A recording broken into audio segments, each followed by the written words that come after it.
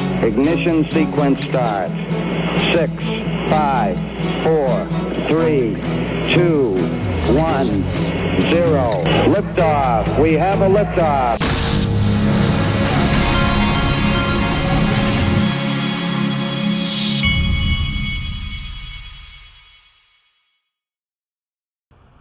Hey everybody, this is the Digital Asset Investor, and let's start here.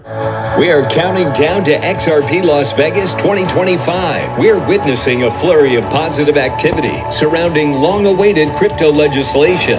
Now is the time to learn more about the evolution of finance and Web3. You'll want to know more about your options in the new world of decentralized finance. Hear from the best in the industry on stage, including the Honorable Chris Giancarlo, Uphold Simon McLaughlin, a fireside chat with Brad Garlinghouse and Chris Brummer, Stephen McClurg, Canary Capital, and more.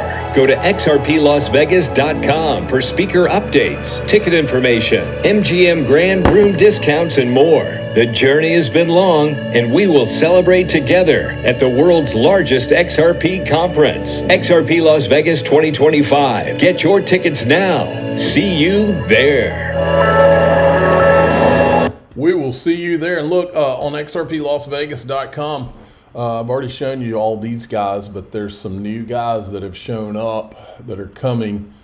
If you go over here, you're going to have Austin King from Omni. You've probably been seeing a lot of his tweets. And then Mark Otto, who's the co-founder of Monerex. And then there's Nancy Beaton from Uphold. Keith Grossman, President Enterprise at MoonPay. So MoonPay is coming too. That's a new one. The market, it looks like XRP is moving up a little bit here. Let's see. We're at 243 right now. I'll take it. Now, Dom from EZA says things are about to go ballistic. I hope he's right. Now, there's some stellar drama this weekend. This tweet was posted as I'm assuming a direct shot at XRP and Ripple this weekend.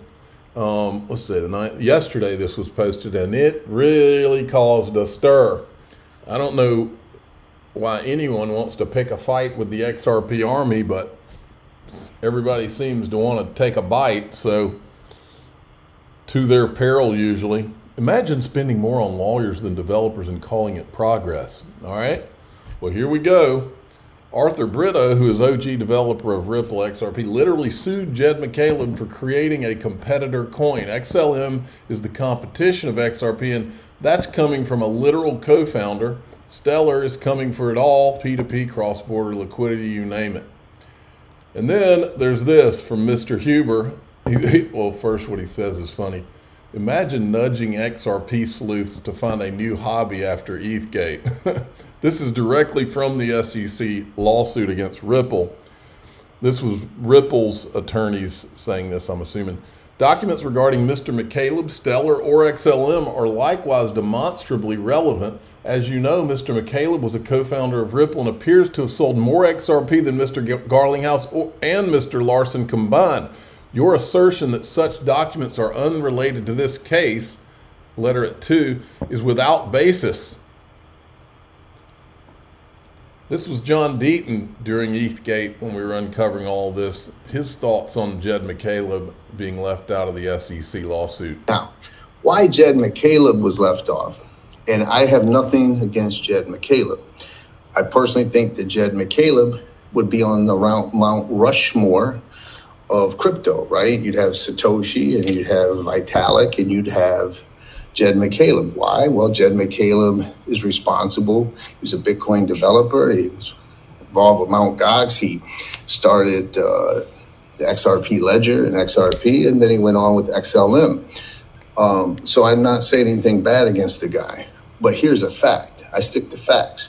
And facts are that during the lawsuit, from the day the lawsuit was filed against Ripple, Brad Garlinghouse, and Chris Larson, until the lawsuit ended, the SEC was seeking $1.3 billion from Ripple, Brad, and Chris. Yet during that period of time, Jed McCaleb sold $2.6 billion twice what the SEC was seeking against Ripple and its executives of XRP. He sold that during the pendency of the lawsuit. And I bring that up only because it proves that the SEC is full of shit.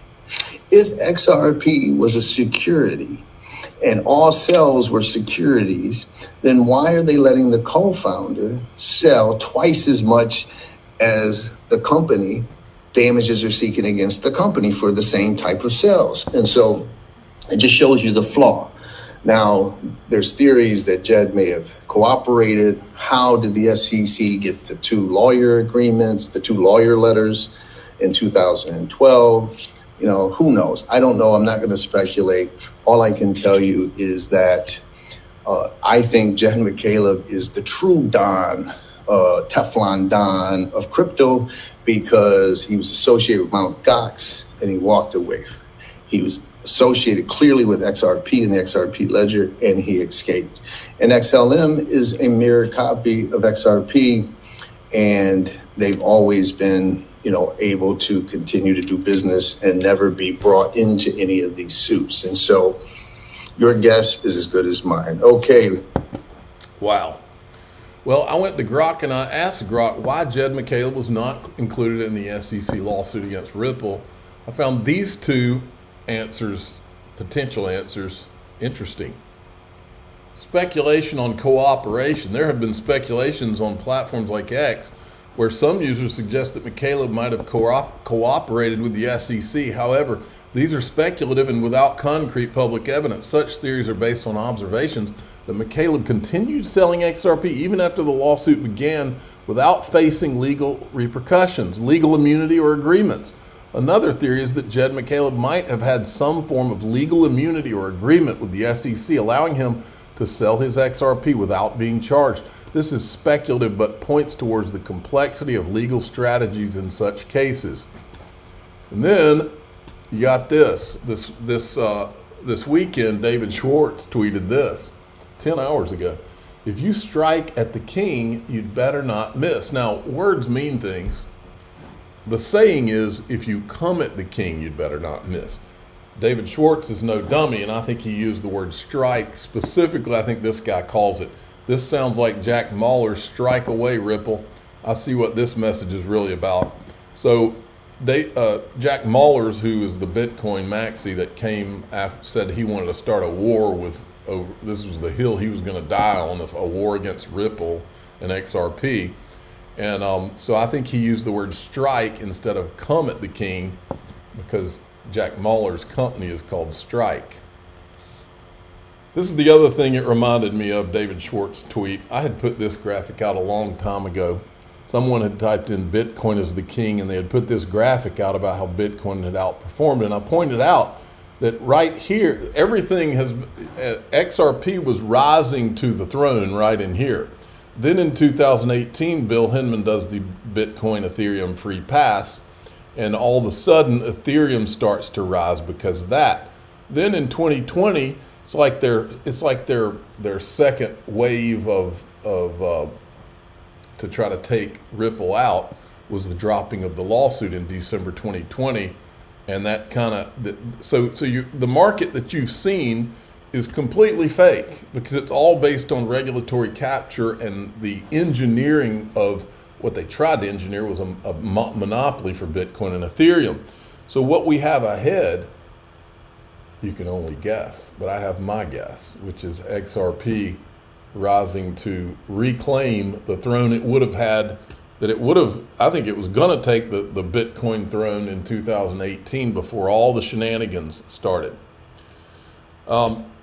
And just as a reference, this was Mark Yusko. So the phrase is, come at the king. I agree with you that the lawsuit doesn't help because people don't like lawsuits and they don't like regulators poking around.